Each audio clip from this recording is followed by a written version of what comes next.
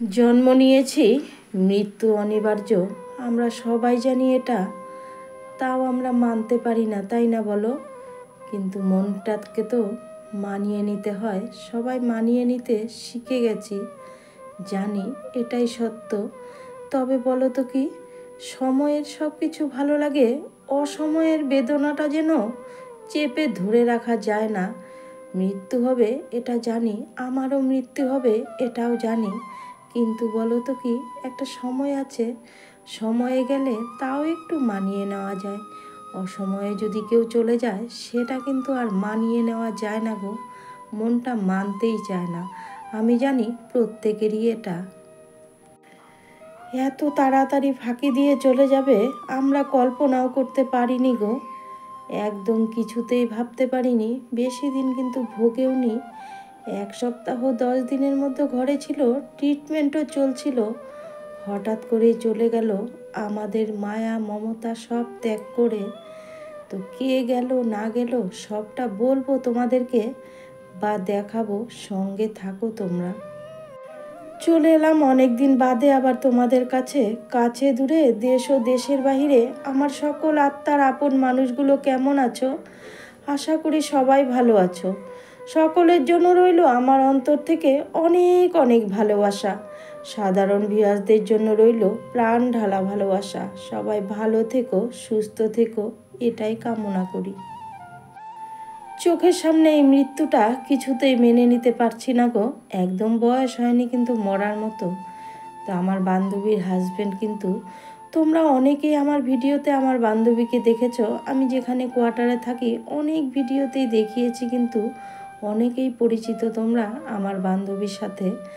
তো ওই তো দেখো আমার বান্ধবীটা বসে আছে, এটা কিন্তু মৃত্যুর আগের দিন রাতের বেলায় দেখো বসেছিল, কত সুন্দর মোবাইল দেখছিল। পরের দিন সকালে ওর কপালে যে এইরকম হবে, ওর যে সিঁথির সিঁদুরটা চিরকালের মতো চলে যাবে, আমরা কেউ কিন্তু কল্পনাও করতে পারিনি। হ্যাঁ, একটু অসুস্থ ছিল ঘরে, ডক্টরও দেখিয়েছে, ট্রিটমেন্টও চলছিল।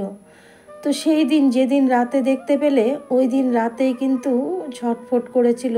ওষুধ তো চলছিল, ট্রিটমেন্টও চলছিল। 2:30টার দিকে উঠে নাকি তার ছেলেরা বা আমার বান্ধবী ওরা জল খাইয়েছে, ওষুধ খাইয়েছে, গা হাত পা বুলিয়ে দিয়েছে, তারপরে না ঘুমিয়ে গেছে। তারপরে ওরাও গিয়ে শুয়ে পড়েছে। সকালবেলা উঠে কিন্তু একদম শেষ নিঃশ্বাসটা ত্যাগ করে ফেলেছে। তো কী যে একটা দুর্ঘটনা, বুঝতেই পারো। আমার ঘরের দুয়ারে একদম কিন্তু, আমার ঘরের সামনে বান্ধবীটার ঘর, সবসময় যাওয়া আসা করি, আমার রাস্তাটা দিয়েই সবসময় তার হাজব্যান্ডও যেত আসতো, সবসময় চোখে ভাসছে, মনে হচ্ছে এই সাইকেল নিয়ে যাচ্ছে, এই এলো, মানে কি যে খারাপ লাগছে ভাবতে পারবে না তোমরা।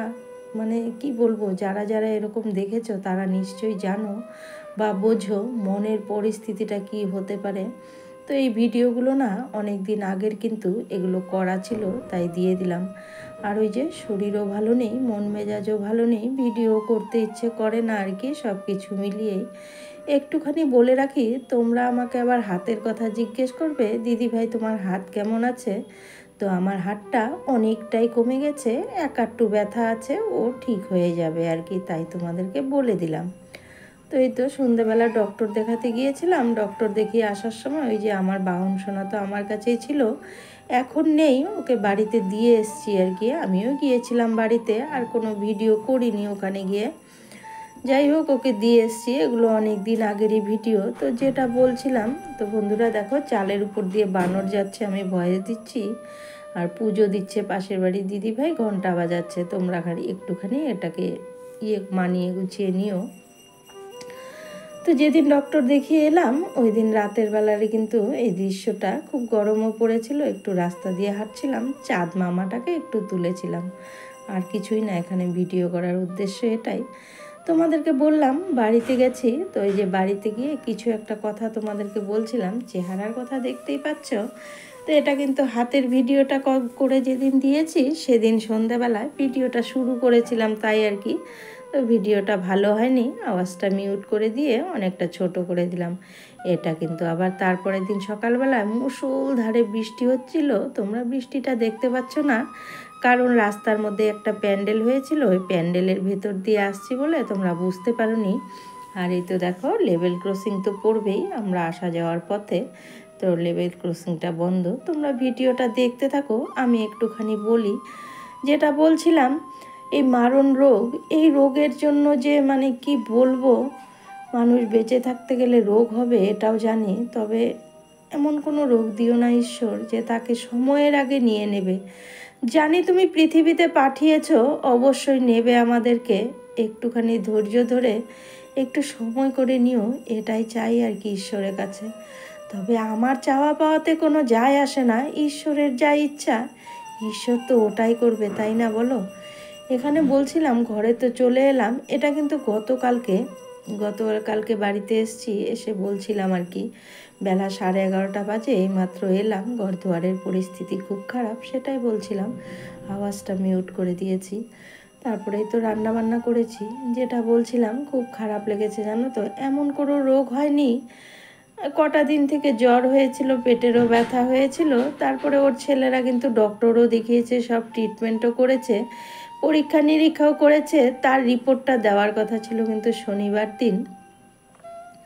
তো শনিবার না এলে রিপোর্টটা নিয়ে কি করে ডক্টরকে দেখাবে বলো তো?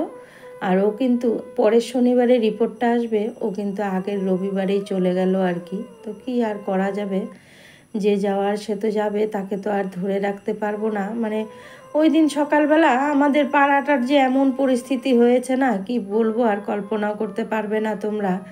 জানো যার পাড়ায় এরকম হয়। সকালবেলা চা খেতে বসেছি আমি, তখন ওই যে আমার বান্ধবীর বড় ছেলে এসে আমাকে ডাকছে, ও জেঠি জেঠি শোনো একটা কথা, পর্দাটা তুলে। আমি বললাম কি হয়েছে বাবা? তো আমার মনে না ডাক দিয়েছে, আমি ভেবে নিয়েছি ওর বাবা হয়তো বেশি অসুস্থ হয়েছে, তার জন্যই বলছে। সত্যি কথা বলতে কি, আমার বান্ধবী বলো, বান্ধবীর ছেলেরা বলো, আমাকে যথেষ্ট শ্রদ্ধা করে সম্মান দেয় গো ওরা। যে কোনো ব্যাপারে, সব কিছু ব্যাপারে একটা সুপরামর্শ আমার কাছে চায়, আমি যে পরামর্শটা দিই ওরা কিন্তু মাথা পেতে মেনে নেয়। চিন্তা করো, ওর বাবা চলে গেছে, ও কান্না করতে করতে এসে সবার প্রথমে আমাকে ডেকেছে, জেঠি শুনবে এসো এখানে একটা কথা। তো আমি বের হলাম চায়ের কাপটা হাতে নিয়ে, জেঠি ঘরে এসো, আমার বাবা আর নেই বলল। আমি আর কি চা খাবো বলো, চাটা ছুঁড়ে ফেলে দিয়ে কাপটা রেখে, না কাপটা হাতে করে নিয়েই চলে গেলাম। গিয়ে দেখছি হ্যাঁ একদম শেষ হয়ে গেছে। তারপরে তো পাড়ার লোকজন সবাইকে আমি ডাকাডাকি করলাম, সবাই এলো। আসার পর যা হয় আর কি। তো সেই দিন কিন্তু আমাদের পাড়ায় কারো বাড়িতে রান্না খাওয়া কিছু হয়নি, একটা ওই পরিস্থিতির মধ্যে বুঝতেই পারছো। লাশটাকে নিয়ে গেছে বেলা 1টারও পরে সম্ভবত, হয়তো অতটা মনে পড়ছে না, মাথার ঠিক নেই তো। আর এই যে দেখতে পাচ্ছ এইটুকু অংশ কেন দেখালাম, এই যে দেখো আমার দরজাটার মধ্যেই চোঙ্গটা বানাচ্ছিল, ভিতরটা যেন মানে কি বলবো, মনে হচ্ছিল কি একটা ঢুকে যেন আমার ভিতরে কামড়ে কামড়ে খাচ্ছে, এইরকম লাগছিল।